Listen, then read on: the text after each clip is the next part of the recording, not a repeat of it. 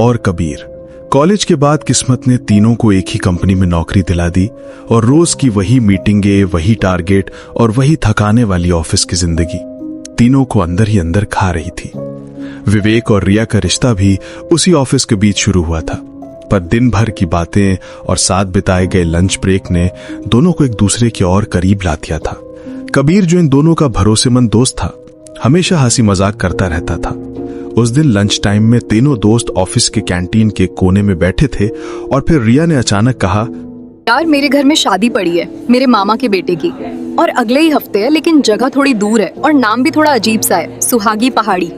सुना है इलाका थोड़ा सुनसान है। हाँ। लेकिन सोच रही हूँ तीनों साथ चलें, ऑफिस की भागदौड़ से थोड़ा छुटकारा मिल जाएगा। विवेक ने रिया की ये बात सुनकर हंसते हुए कहा, अरे वाह, घूमना भी होगा और शादी भी, परफेक्ट बहाना है। कबीर मुस्कुराते हुए तुरंत खड़ा तो फिक्स होकर करते। बोला, और इस वीकेंड निकलते हैं। बस फैसला उसी मेज पर हो गया। लेकिन किसी को अंदाजा नहीं था कि ये थोड़ा घूमने का प्लान उन्हें उस जगह खींच ले जाएगा जहां पहुंचने का सपना तो दूर, सोचना भी किसी बुरे ख्वाब जैसा था। रात 10:30 बज रहे थे और विवेक कार चला रहा था। रिया कार में आगे बैठी हुई थी और कबीर पीछे की सीट पर हल्की नींद में टेक लगाकर बैठा था। विवेक, तुम ठीक तो हो? कितनी देर हो गई है? हम शाम 6 बजे चले थे, अब 11 बजने वाले हैं। अभी तक कोई बड़ा कस्बा या शहर नहीं आया। रिया की आवाज में एक अजीब सी घबराहट थी। विवेक ने स्टीयरिंग पर हाथ कसते हुए कहा कि वो ठीक है, लेकिन उसकी आवाज में थकान थी। यार मैं भी कब से यही सोच रहा हूँ कि और कितना चलना पड़ेगा। गूगल मैप भी कब का बंद हो चुका है और यहाँ तो मोबाइल में नेटवर्क भी नहीं है। उसने पीछे मुड़कर कबीर को जगाया। कबीर नींद में ही बड़बड़ाया, मुझे एक अजीब सा सपना दिखा विवेक। एक जगह बहुत सारी लाइट्स थी और वो सब हमें बहुत अजीब तरह से देख रही थी। रिया ने झड़क कर उसे चुप करा दिया। इस डरावने सन्नाटे में ऐसी बातें सुनकर तीनों के मन में एक अनजाना डर पैदा हो रहा था। समय तेजी से बीत रहा था और उन तीनों की कार उस गहरे अंधेरे में धीरे होती जा रही थी। वे समझ चुके थे कि वो अब रास्ता भटक चुके हैं। हर तरफ घने और ऊंचे पेड़ थे और हर तरफ गहरा अंधेरा हर तरफ था। आसपास कोई इंसानी बस्ती नहीं थी, बस ये खामोशी भरा सन्नाटा था। तभी विवेक ने गाड़ी की हेडलाइट डिम की और आंखें झौंकाते हुए बोला, रुको, वो देखो सामने क्या है।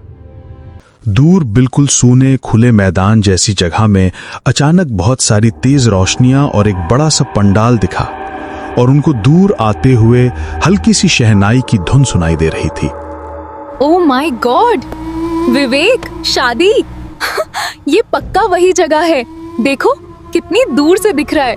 कबीर तुरंत उठ गया और खिड़की से झांकते हुए बोला, वाह, इस सन्नाटे में इतनी बड़ी पार्टी, ये तो फिल्मों जैसा लग रहा है। बस यही जगह होगी, चलो चलो। उस वक्त तुम तीनों के लिए वो रोशनी उम्मीद की एक किरण थी। उनकी थकान, उनका डर, सब कुछ खत्म हो गया। उन्हें जरा भी अंदाजा नहीं था कि वो रोशनी किसी उम्मीद की नहीं, बल्कि किसी जाल की शुरुआत थी। विवेक ने कार को खेत के कच्चे रास्ते पर उतारा। कुछ दूर चलकर एक छोटा सा लेकिन भव्य एंट्रेंस गेट दिखा। तीनों कार पार्क करके पंडाल के पास पहुंचे। वहां का माहौल पहले तो सामान्य लगा। लोग शादी के जोड़ों में थे, खाना खा रहे थे, लेकिन उनके चेहरे थोड़े फीके थे, जैसे उन पर कोई भाव ना हो। नमस्ते अंकल। क्या ये मेहता खानदान के बेटे की शादी है? हम उनके रिश्तेदार हैं। वो व्यक्ति जिसकी उम्र 50 के आसपास रही होगी, उन्हें बहुत अजीब तरह से घूरता है। नहीं बच्चों, ये तो पांडे जी के लड़के की शादी है। शायद आप लोग गलत जगह आ गए हो। रिया, विवेक और कबीर एक दूसरे को हैरानी से देखने लगे। कबीर ने बोला, अरे यार, ये कैसे हो सकता है? अब क्या करेंगे हम लोग? अरे नहीं, अब क्या करें? विवेक, सुबह होने में अभी बहुत वक्त है। हम इतने सूने रास्ते पर अब कहाँ ढूंढेंगे? कबीर ने घबराहट में हंसने की कोशिश की। अब तो हमारी नींद और थकान सब खत्म।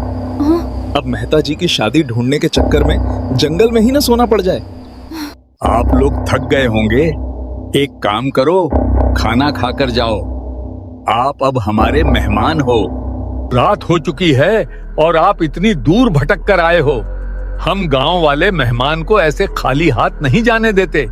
विवेक को कुछ भी ठीक नहीं लग रहा था, लेकिन थक चुके होने के कारण उन्हें लगा कि थोड़ी देर रुकना ही ठीक रहेगा। रिया भी सहमत थी। तीनों ने थोड़ी सी हिचकिचाहट के साथ अंदर जाना शुरू किया। वो अजनबी व्यक्ति उन्हें अंदर जाते हुए घूरी हुई आंखों से देखता रहा। जितना वे उन रोशनियों के करीब जा रहे थे, उतना ही उनके दिल में एक ठंडी सी लहर उठ रही थी। पंडाल के अंदर शादी की रस्में चल रही थीं। दूल्हा दुल्हन मंडप में बैठे थे। पंडित मंत्र पढ़ रहा था। शहनाई की धुन हर तरफ गूंज रही थी। सब कुछ सामान्य लगता था, लेकिन वहां बैठे लोगों का व्यवहार अजीब था।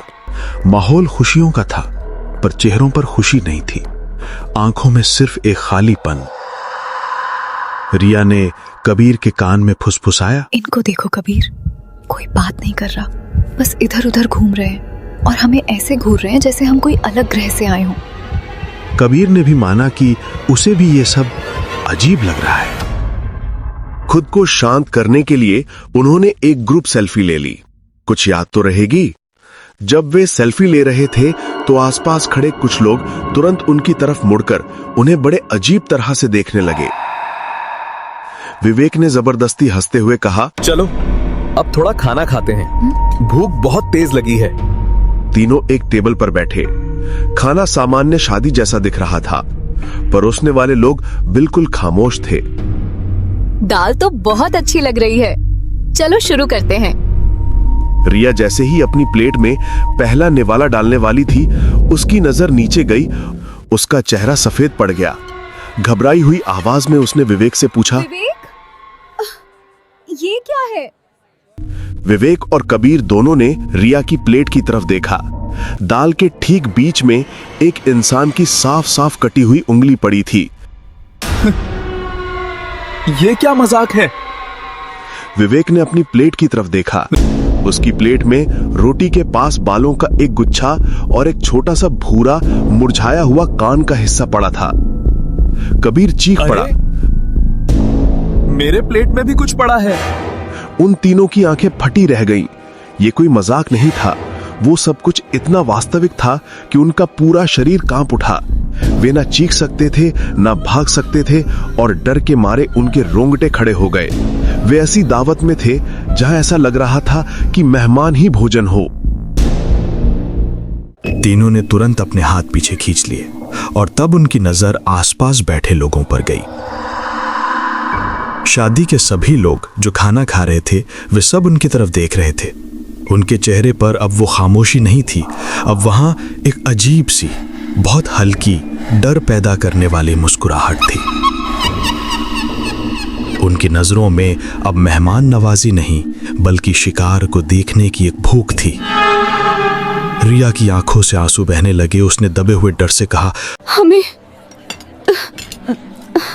हमें यहाँ से निकलना होगा।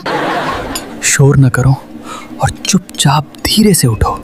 तीनों बहुत आराम से बिना कोई शोर किए अपनी कुर्सी से उठे और बाहर की तरफ चलने लगे। हर कदम पर उन्हें लगा कि कोई उनके पीछे से उनका हाथ पकड़ लेगा। पंडाल से थोड़ा दूर गेट की तरफ पहुंचकर विवेक ने घबराहट में अपना फोन निकाला। वो सेल्फी को देखना चाहता था जो उन्होंने थोड़ी देर पहले ली थी। वो सेल्फी, मैं बस चेक करना चाहता हूं कि हमें वहम तो नहीं हो रहा। विवेक ने रिया और कबीर से कहा। विवेक ने गैलरी खोली और जब उन्होंने तस्वीर देखी तो उनकी रूह कांप गई। डर की पहली दीवार टूट चुकी थी। सेल्फी के बैकग्राउंड में जहां हजारों लोग होने चाहिए थे, वहां सिर्फ और सिर्फ गहरा अंधेरा था। पंडाल की दीवार, एक खाली कमरा और बस तीनों दोस्त। रिया की सांस तेज हो गई। लोग कहाँ हैं? हमने तो ये तस्वीर उन सब के बीच में खड़े होकर ली थी। ये क्या हो रहा है? हमारा वीडियो और हमारी आंखों की सच्चाई अलग क्यों है? ये शादी असली नहीं है। उस वीडियो में उन तीनों को उस जगह का असली चेहरा दिखा।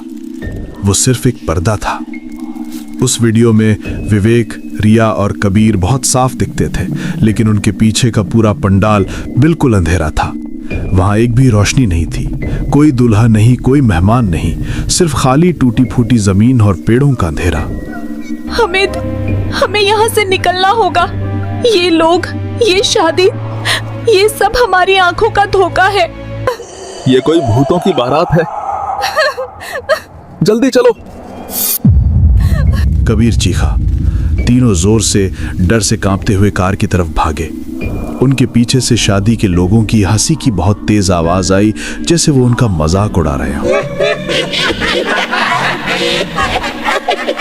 जब उन्होंने मुड़कर देखा तो वही अजनबी व्यक्ति जिसने उन्हें रोका था अब गेट पर खड़ा था और मुस्कुराते हुए उन्हें घूर रहा था। तीनों तेजी से कार में घुस गए। विवेक ड्राइवर सीट पर बैठा और चाबी घुमाई। इंजन हिला, ग्रर ग्रर की आवाज आई, पर स्टार्ट नहीं हुआ। नहीं, अभी क्यों बंद हो गया? बाहर वे लोग पंडाल से निकलकर कार की तरफ धीरे धीरे चलने लगे। उनके चलने का तरीका अजीब था, जैसे वे हवा में तैर रहे हों। भगवान के लिए स्टार्ट हो जा, रिया रोते हुए बोली। विवेक ने तीसरी बार पूरी ताकत से चाबी घुमाई। कार एक लंबी वूम की आवाज के साथ स्टार्ट हो गई। विवेक ने तेजी से कार को उस कच्चे रास्ते पर दौड़ाया जहां से वे आए थे। 5 मिनट तक तेज ड्राइव करने के बाद उन्हें लगा कि वे निकल गए, लेकिन तभी आगे एक छोटा सा मोड़ आया। विवेक ने कार को घुमाया और सामने का नजारा देखकर कार में एक साथ सन्नाटा छा गया। वही रोशनियां, वही पंडाल का गेट और वही तेज लाइट्स। नहीं, ये क्या है? हम तो उससे बहुत दूर निकल चुके थे। कबीर डर से कांपने लगा। ये रोड नॉर्मल नहीं है, ये हमें जाने नहीं देगी। हम यहाँ फंस चुके हैं। विवेक ने घबराहट में तुरंत कार को विपरीत दिशा में मोड़ दिया। वो इतनी तेजी से कार चला रहा था कि उन्हें महसूस हुआ कि वे अब एक नए और गहरे अंधेरे में घुस रहे हैं। सिर्फ 3 मिनट और ड्राइव किया और फिर एक और मोड़ आया। जैसे ही उन्होंने कार मोड़ी और सामने फिर से वही पंडाल, वही रोशनी, वही गेट था। ये नजारा इतना भयानक था कि विवेक के हाथ स्टीयरिंग पर जम गए। हम लूप में हैं। विवेक ने हार मानकर सिर्फ इतना कहा। वो समझ गया था कि भागना बेकार था। तीनों थक हार कर कार में बैठे रहे। उन्होंने कार का इंजन बंद कर दिया। वे पंडाल की तरफ देख रहे थे। शहनाई की हल्की धुन अब भी सुनाई दे रही थी। उसके साथ बस रोने और चीखने की आवाजें गूंज रही थी। शादी के सभी लोग पंडाल से बाहर निकल रहे थे। एक एक करके अनगिनत संख्या में उन्होंने कार को आकर घेर लिया। हर चेहरे पर एक अजीब सी डरावनी और भूख वाली मुस्कुराहट थी। वे लोग कार पर तेजी से हाथ मारने लगे। ठक ठक ठक की तेज आवाज आई। एक लंबा पतला आदमी ड्राइवर साइड की खिड़की से बिल्कुल विवेक के चेहरे से चिपक गया। कबीर पीछे चीखते हुए बोला, दूर हटो, दूर हटो। रिया ने दोनों हाथों से मुंह छुपा लिया। ये हो क्या रहा है? हमें कोई बचाओ। विवेक ने पूरी ताकत से स्टीयरिंग व्हील को पकड़ लिया। मैंने अपनी कार लॉक कर दी है, ये अंदर नहीं आ सकते। उन लोगों ने कार को जोर से पकड़ लिया, तबीयत से खींचा और कार के शीशे चरमराने लगे। तभी सामने ड्राइवर की खिड़की पर एक भयानक आकृति का चेहरा चिपका। उस आकृति ने अपना नुकीला पंजा जोर से शीशे पर मारा। विवेक चीखा। वो स्टीयरिंग को पकड़कर जूझने लगा, लेकिन कार के बाहर खड़ी कई सड़ी हुई लाशों ने मिलकर विवेक को दरवाजे से झटके के साथ बाहर खींच लिया।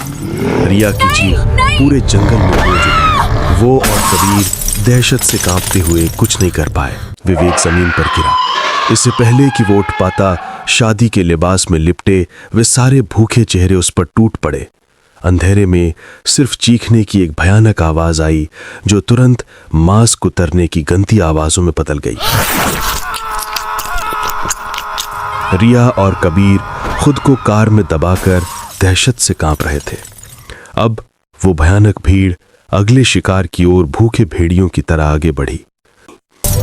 उसी क्षण कार के अंदर डर की उस चरम सीमा पर रिया की चीख निकली, और वो चीख इतनी तेज और इतनी भयानक थी कि पूरा जंगल का सन्नाटा भी टूट गया। उस तेज चीख के बाद जंगल में अचानक मौत जैसी चुप्पी छा गई।